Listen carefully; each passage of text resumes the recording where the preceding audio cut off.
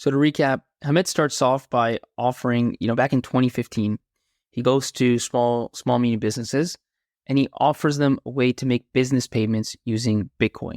He thinks that's going to be a good idea because it's going to make it much faster, much smoother. It's going to be on the blockchain, fully trackable, and, foreign exchange fees will go down, all these sort of benefits that he imagines.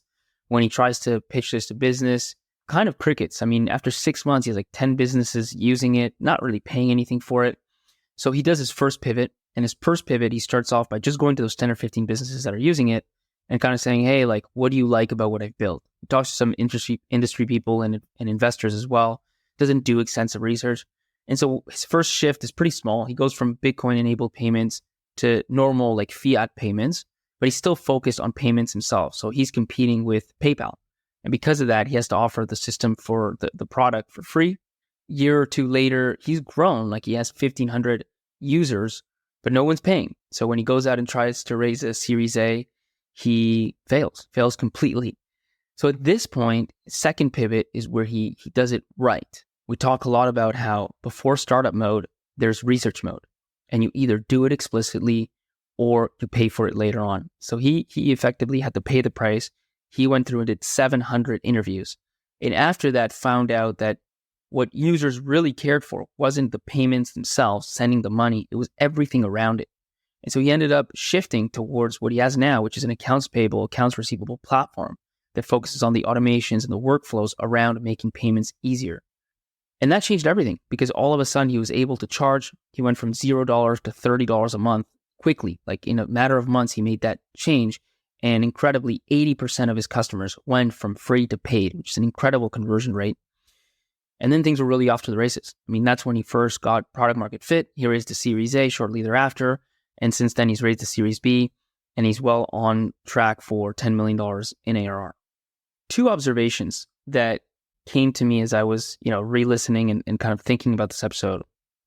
But before I touch on that, I want to go off on a quick tangent. And I want to go on this tangent because I've been thinking a lot about kind of what I'm even doing in these mini segments or whatever. And one of the things that bothers me, I kind of have a problem with this whole concept of advice, especially advice from VCs.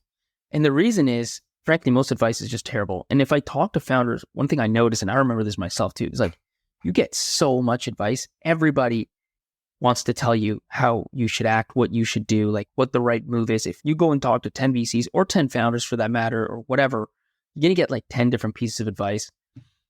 And by the way, many of them will say it with complete confidence. It's going to be this is clearly what you need to do. Just go do it. And you could hear that one thing, and then you could hear the exact opposite piece of advice given from somebody else, a couple of days later with the exact same amount of confidence.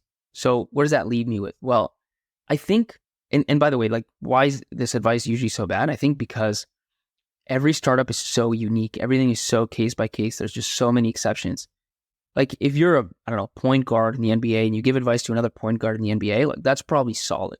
But if you're, you founded a company 10 years ago, or maybe you didn't, many VCs didn't even found companies, and you go and you tell a founder what to do about something really specific that they're dealing with without any of the context, it's probably going to be wrong. So then that brings me back to this, what is the point of this? And so what I came to is these are just observations. That's really all I'm doing here. I'm going back through an episode, I'm reading it, I'm thinking about it, and I'm just making observations. Charlie Munger has this quote that's I observe what works, what doesn't, and why. Really simple. And that's all we're doing here. And so you can take it or leave it. You can decide this applies to you or doesn't apply to you. You have all the context to decide what you want to act on, what you don't want to act on. By the way, that's why you're the founder. That's why you're the CEO, is because nobody else can do that job for you. So you're going to go out there, you might solicit advice, you might get it, even though you don't want it.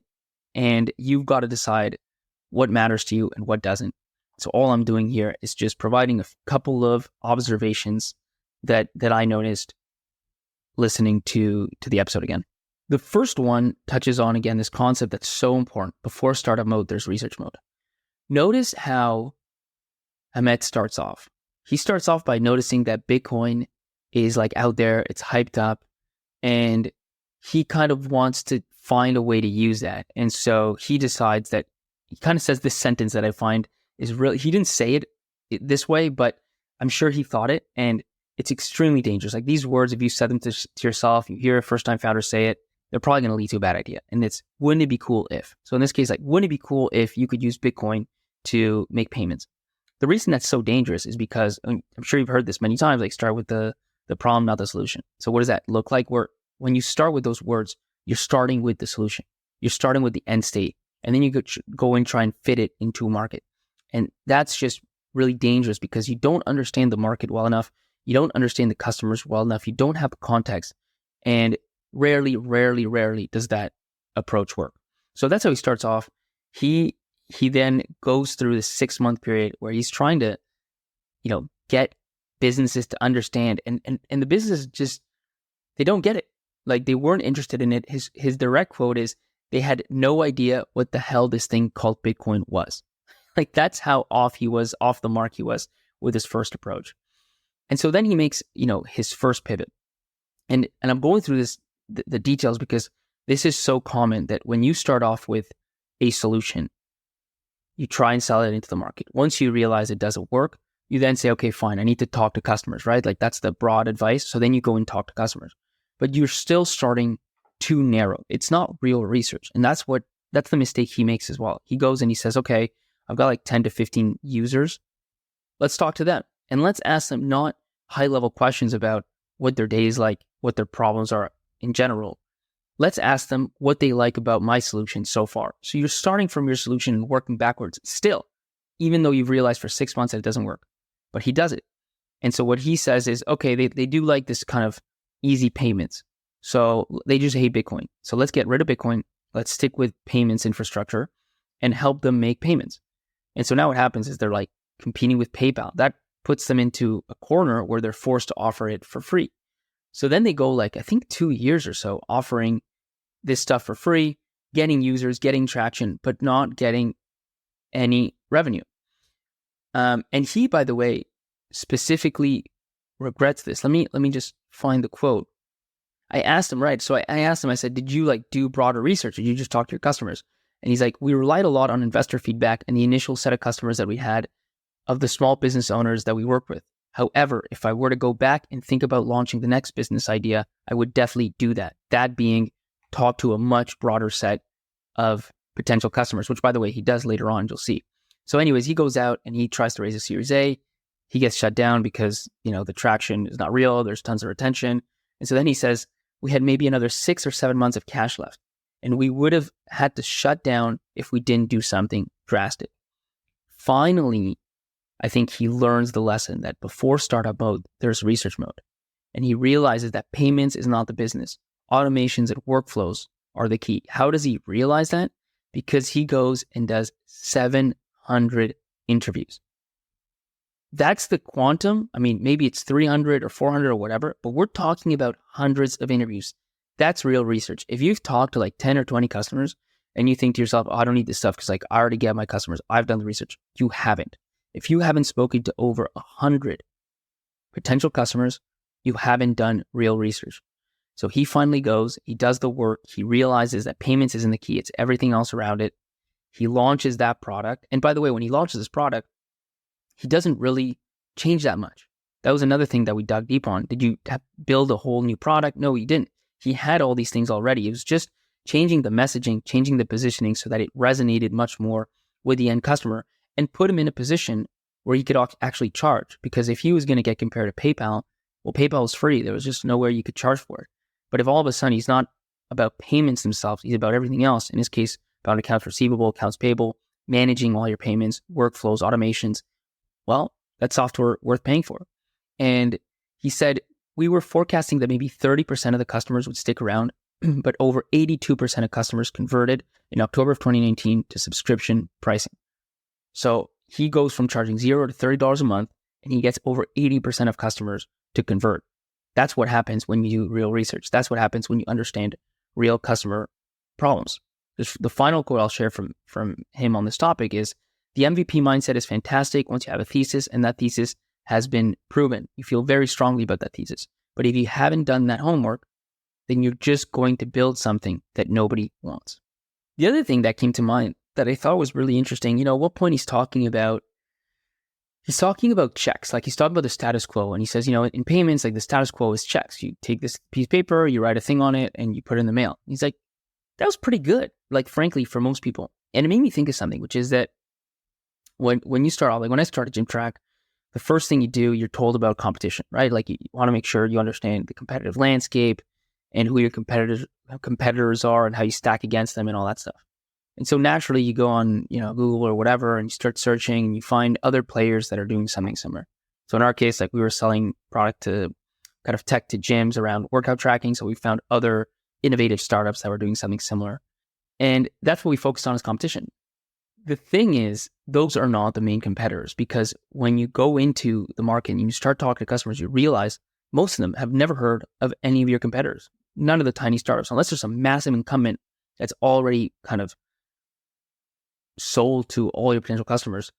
The reality is they haven't heard of these kind of fledgling startups, or even the ones that are like on TechCrunch and have raised a bunch of money. Their penetration is still really small. The biggest competitor that you have in the early days, almost always, is actually status quo. That's who you're fighting, if you want to think of it that way, right? Like it's you versus status quo, and you've got to beat status quo. And so in the case of Pluto, like what he ends up doing, at first he's confused, right? He thinks his competitor is PayPal. It's actually not, because both these businesses are using not just PayPal, but they're using wires, they're using checks, they're using e-transfer. They're using things in status quo. And I think you really have two choices.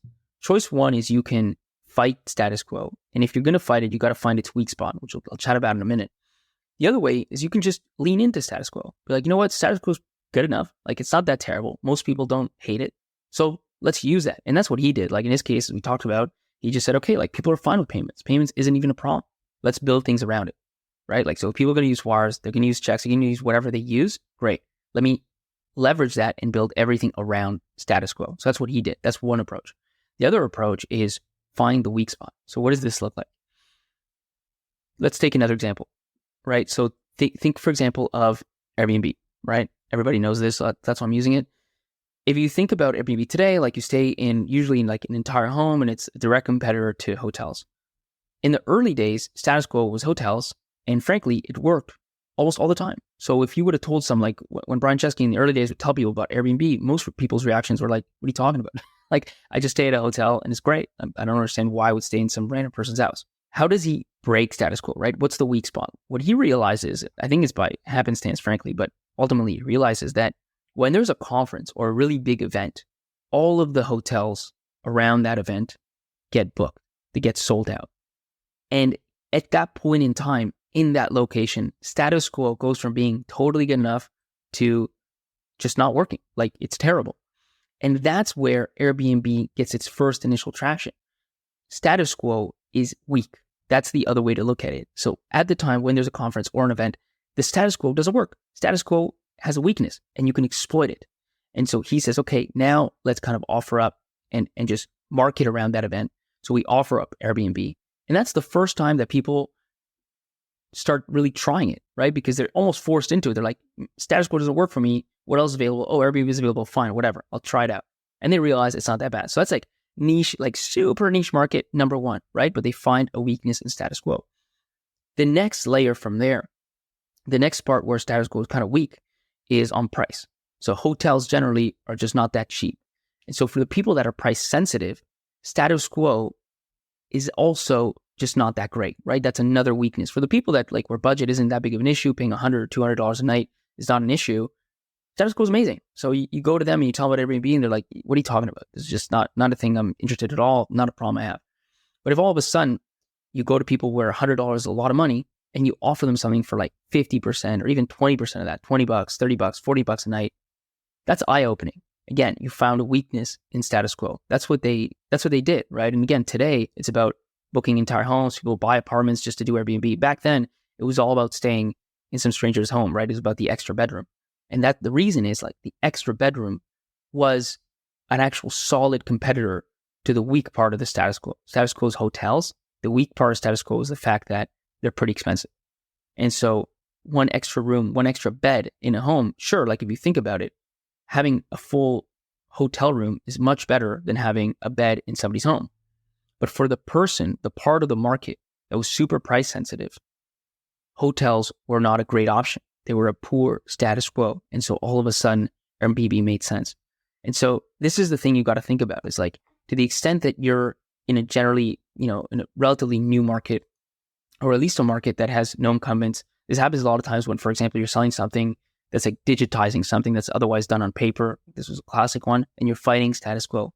Think about what segments of the market is status quo not serving well, right? What's the weak spot of status quo? If your enemy is status quo, you've got to find how to defeat it. And this is David versus Goliath, right? Like you've got to find the weakness and you've got to exploit it.